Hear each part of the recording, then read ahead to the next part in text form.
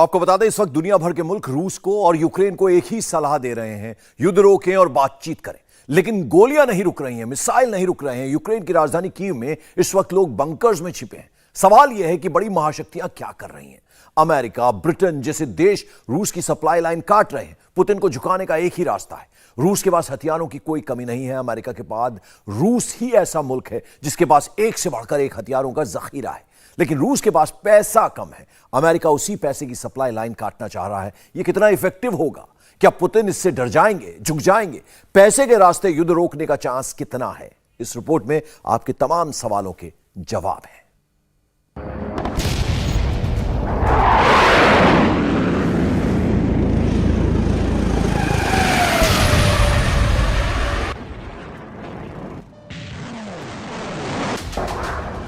Ukraine पर जितने बम गिर रहे हैं, रूस पर उतने ही सैंक्शंस लग रहे हैं। अमेरिका, ब्रिटेन और यूरोपियन यूनियन ने मिलकर रूस पर स्विफ्ट एक्शन लिया है। फिर भी पुतिन को डर क्यों नहीं लग रहा?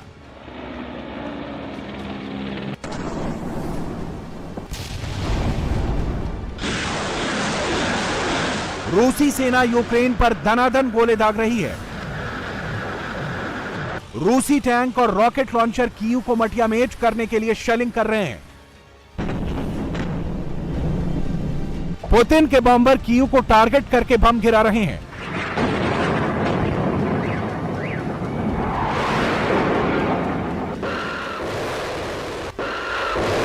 मिसाइल दाग रही हैं। नाटो की सेना रूस की सरहद के पास खड़ी है। फिर पुतिन गोले गिराना बंद क्यों नहीं करते?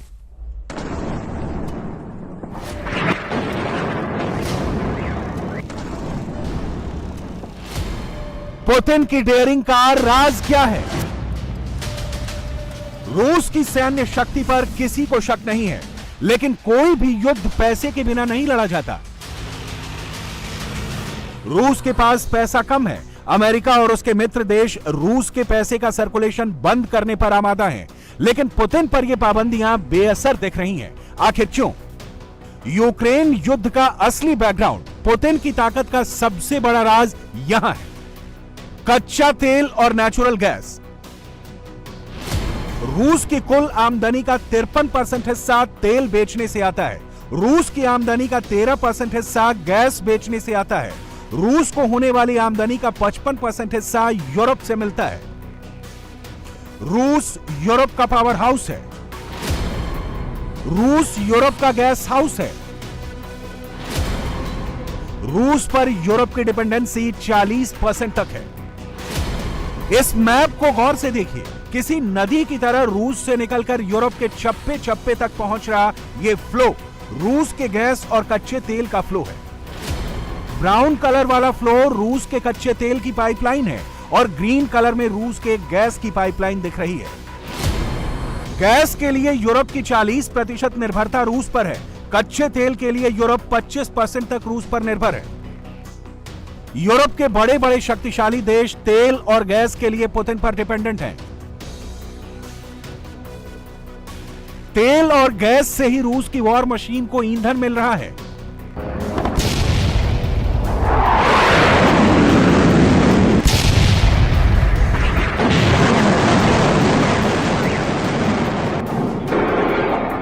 यूक्रेन युद्ध में यूरोप के खिलाफ तेल और गैस पुतिन का सबसे बड़ा हथियार है। यूरोप के देश इसलिए पुतिन के खिलाफ खुलकर मैदान में नहीं आ रहे हैं। जर्मनी की गैस जरूरतों का 49% हिस्सा रूस से आता है। इटली अपनी गैस जरूरतों का 46% गैस रूस से मंगाता है। पोलैंड अपनी जरूरत का 40% गैस रूस से खरीदता है। फ्रांस में 24% गैस की सप्लाई रूस से होती है। बुल्गारिया अपनी जरूरत का 77% गैस रूस से लेता है। यह तो हुई यूरोप के बड़े देशों की बात। यूरोप के छोटे देश तो पूरी तरह से रूस पर ही डिपेंडेंट हैं।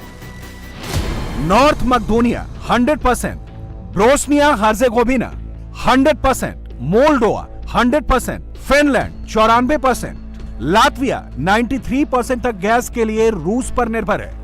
यानी रूस अगर गैस और तेल देना बंद कर दे तो यूरोप में एनर्जी क्राइसिस शुरू हो जाएगी। पूरी दुनिया में पहले ही क्रूड के दाम $100 प्रति बैरल के ऊपर जा चुके हैं। रूस से सप्लाई लाइन कटते ही तेल और गैस की कीमतों में आग लग जाएगी। रूस ने 24 फरवरी को यूक्रेन पर पहला बम गिराया। उसी दिन रूसी सेना की टैंक डिवीजन ने मूवमेंट शुरू किया।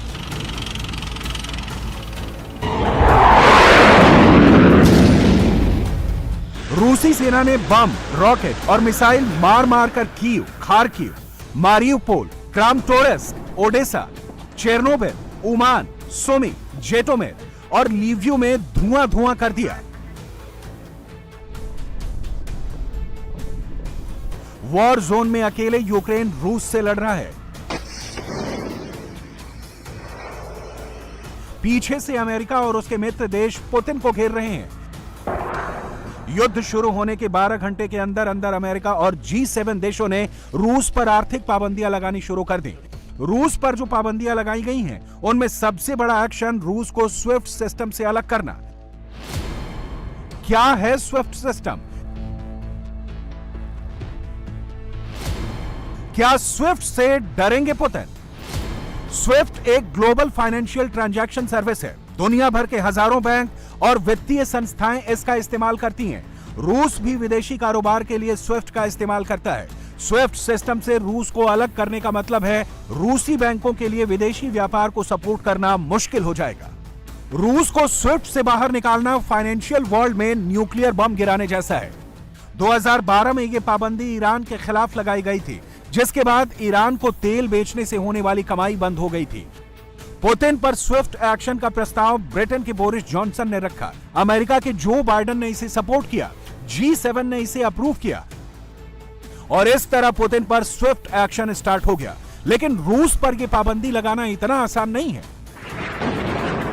यूक्रेन में पुतिन की डेयरिंग इस बात का सबूत है। पुतिन ने अमेरिका और उसके मित्र देशों के इस एक्शन के बारे में पहले से सोच रखा है।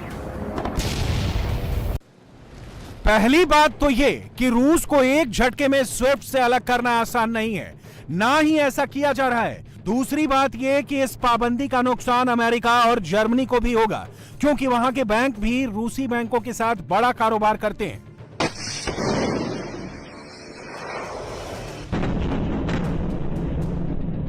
यूक्रेन में युद्ध अब हो रहा है। रूस पर पाबंदियों का इतिहास बहुत पुराना है। ज्यादा पीछे नहीं जाते हैं, सिर्फ 8 साल पहले की बात करते हैं। अमेरिका और यूरोपियन देश 2014 से ही किसी न किसी बहाने रूस पर पाबंदियां लगा रहे हैं, लेकिन रूस पर इसका बहुत कम फर्क पड़ा है। रूस की इकोनॉमी को जो भी झटके लगे, पुतिन ने उसकी कभी फिक्र नहीं की। रूस सऊदी अरब के बाद दुनिया में तेल और गैस का दूसरा सबसे बड़ा एक्सपोर्टर है। ये तस्वीरें 2018 की हैं। व्लादिमीर पुतिन और सऊदी अरब के शहजादे मोहम्मद बिन सलमान के इस मुलाकात के बाद पूरी दुनिया को लगता है कि तेल और गैस की कीमतों को कंट्रोल करने के लिए रूस और सऊदी अरब के बीच एक अंडरस्टैंडिंग बनी हुई है। सऊदी अरब के किंग सलमान बहुत कम देशों की यात्रा करते हैं, मगर वो भी पुतिन के मेहमान बन चुके हैं। अमेरिका कभी नहीं चाहेगा कि रूस और सऊदी अरब एक होकर तेल और गैस की कीमतों को कंट्रोल करें, मगर युद्धकाल में इसे रोक पाना मुश्किल है।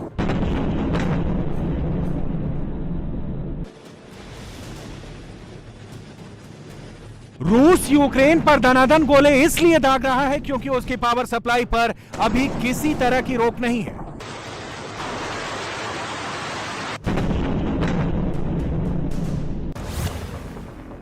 दो महीने में ब्रेंट क्रूड के दाम 25% तक चढ़ चुके हैं। यूक्रेन पर रूस के हमले के दिन कच्चे तेल का भाव $100 के ऊपर चला गया। रूस के तेल निर्यात पर पाबंदी से दाम और बढ़ सकते हैं। इसीलिए रूस के ऑयल एंड गैस एक्सपोर्ट पर अभी तक ना तो अमेरिका ने कुछ कहा है, ना G7 ने कुछ कहा है और ना ही नेटो ने उस पर कोई कमेंट किया है। यहां तक कि स्विफ्ट सिस्टम से रूस को अलग करने के प्रस्ताव में भी तेल गैस एक्सपोर्ट का कोई जिक्र नहीं है। वजह यह है कि रूस को घेरने के लिए बनाई गई कोई भी स्ट्रेटजी अमेरिका और यूरोप के हितों को भी चोट पहुंचाएगी। यूक्रेन का साथ देने की शपथ खाने वाले जो बाइडेन यूक्रेन में भयंकर युद्ध छिड़ने के बाद भी अपनी सेना नहीं भेज रहे हैं। मदद के नाम पर पैसे और छोटे हथियार दे रहे हैं, कारण यह है कि बाइडेन भी पुतिन से सीधे टकराने से बच रहे हैं। यूरोप के देश भी अपना हित देख रहे हैं। अब इसका पैसे वाला एंगल समझते हैं। 2014 की पाबंदियों से पहले अमेरिका का रूस से ट्रेड 30 अरब डॉलर का था। यूरोपियन यूनियन के देशों के साथ रूस का ट्रेड 300 अरब डॉलर का था। 2014 की पाबंदियों के 2 साल बाद रूस के साथ यूरोप का ट्रेड 200 अरब डॉलर का रह गया। 2 साल बाद ट्रेड फिर से बढ़ने लगा। अब दोबारा पाबंदियां लगाने से यूरोप को बड़ा नुकसान होगा। इसीलिए रूस पर पाबंदी लगाने में सफलता की लिमिटेड पॉसिबिलिटी है। रूस की इकोनॉमी को नुकसान होगा तो यूरोप भी नहीं बचेगा। तेल गैस के दाम बढ़ेंगे तो अमेरिका पर भी असर होगा। बहुत कम लोग जानते हैं कि रूस गेहूं का भी सबसे बड़ा निर्यातक है। यूक्रेन गेहूं का 5वां सबसे बड़ा निर्यातक है। रूस और यूक्रेन का युद्ध लंबा खिंचा तो अंतर्राष्ट्रीय बाजार में गेहूं की कीमतें भी बढ़ सकती हैं। इसमें चीन का भी एक एंगल है। यूक्रेन युद्ध में रूस का खुलकर साथ दे रहा चीन अब रूस से गेहूं खरीद रहा है। पिछले 7 साल से चीन रूस से गेहूं नहीं खरीद रहा था, लेकिन इसी फरवरी में उसने रूसी गेहूं की खरीद बहाल कर दी। चीन ने रूस के लिए ट्रेड विंडो खोल रखा है। शी जिनपिंग और पुतिन की दोस्ती पहले से कहीं ज्यादा गहरी दिख रही है। पुतिन के पास हमेशा यह ऑप्शन होगा कि वो चीन के रास्ते कारोबार कर ले या चीनी कंपनियों की आड़ में वो इंपोर्ट एक्सपोर्ट करना शुरू कर दें। ऐसे में अमेरिकी पाबंदियों का इफेक्ट खत्म हो जाएगा। पुतिन के पास रास्ते हैं, मगर ऐसा भी नहीं है कि अमेरिका कुछ नहीं कर सकता। जो बाइडेन के पास दुनिया की सबसे बड़ी फोर्स है। अमेरिका के पास सबसे घातक हथियार हैं। नेटो जैसा मिलिट्री ऑर्गेनाइजेशन है जो चारों तरफ से रूस की नाकेबंदी कर सकता है। अमेरिका G7 का भी मुखिया है। Britain, France, Germany, Italy, Canada और ऑस्ट्रेलिया जैसे एलाई के साथ मिलकर अमेरिका पुतिन के चारों तरफ लंबा फंदा बना रहा है। यूक्रेन के युद्ध में रूसी सेना के सामने सिर्फ यूक्रेन की सेना है। यूक्रेन के नागरिक सिविल डिफेंस की सेकंड लाइन बना रहे हैं। अमेरिका और नाटो ने अपनी सेना को फिलहाल यूक्रेन युद्ध से दूर रखा है, लेकिन पर्दे के पीछे पैसे वाली लड़ाई जारी है। अमेरिका और ब्रिटेन ने रूस पर कड़े प्रतिबंध लगाने का ऐलान किया है। अमेरिका और ब्रिटेन ने रूस के दोस्त बेलारूस पर भी प्रतिबंध लगाए हैं। अमेरिकी राष्ट्रपति ने VEB और रूसी मिलिट्री बैंक को बैन कर दिया है। डॉलर में बिजनेस करने की रूस की क्षमता को सीमित किया जा रहा है।